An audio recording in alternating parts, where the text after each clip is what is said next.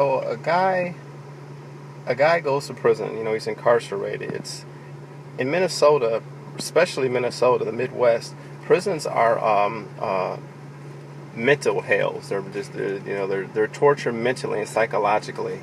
So when a person comes out of prison, they're really confused.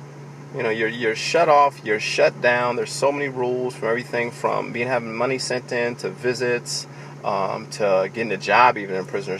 There's so many rules and things that you have to figure out, that once you figure out the prison system, you might as well say you're institutionalized, because it takes a while.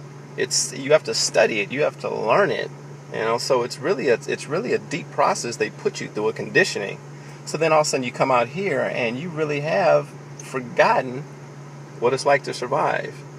At least how it used to be for you. And sometimes that's not necessarily a bad thing, because some of the things, folks are doing out here, they shouldn't have been doing anyway. So I'm not saying it's totally a bad thing, but when you drop a person into a society that they're not accustomed to, and they really don't have a strong support system outside of some pamphlets and a meeting with someone that supervises them once every 2 weeks or whatever, once a month or whatever it is, that's not support. I mean, what do you expect?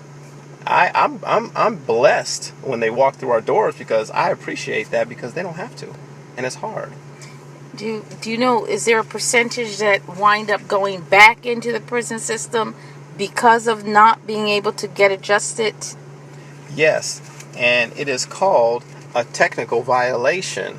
All right, so you have real violations where a person comes out here and breaks the law, which we should fear.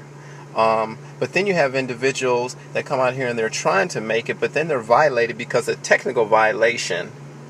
And we send them back to prison, not because we fear them, because they didn't do anything wrong legally. We send them back to prison because we're mad at them. Now, in Minnesota, last year, I think there was a little less than 200 people that actually reoffended, meaning they broke the law in some capacity. I think there was over 2,000 technical violations last year. Yes.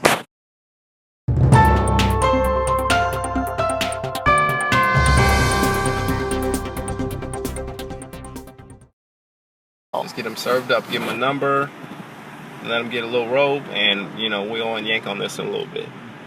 Yeah, yes, it's sad. It is. I mean, there's you can put them in school.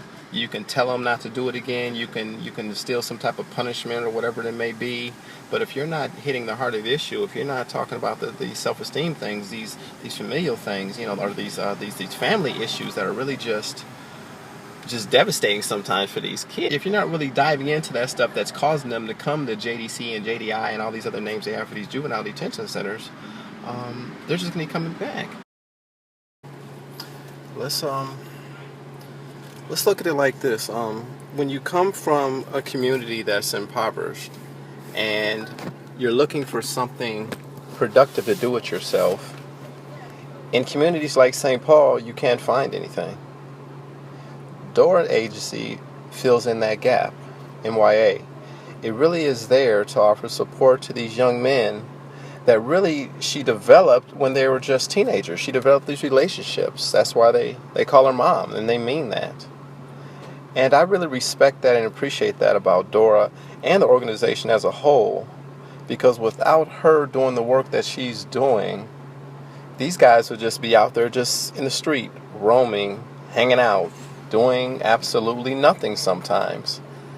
And Dora really is the only individual that I'm seeing that can hold these young men that are gripped by the streets, that are just enticed, that are enthralled, that are just really just fooled by the streets. She is the only one that can touch them, bring them in, calm them down, and allow them to really just sit with someone who knows more than they do, and they actually listen. Yeah, they listen.